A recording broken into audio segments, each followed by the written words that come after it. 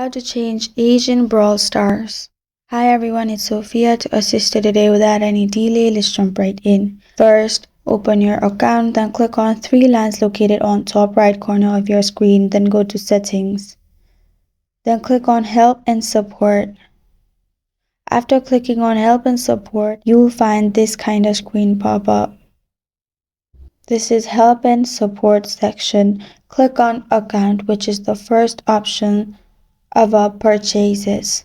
Click on Account, and then you will find this kind of screen pop up. Click on blue message like option on top right corner of your screen. You will see text box. Click on top right corner of your screen in message option. Click on leave a message.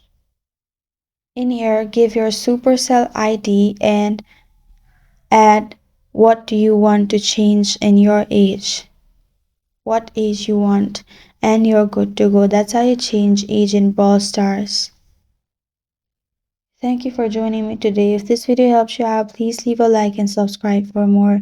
Got a question or want to suggest a topic? Comment below. I am Sophia signing off. Until next time.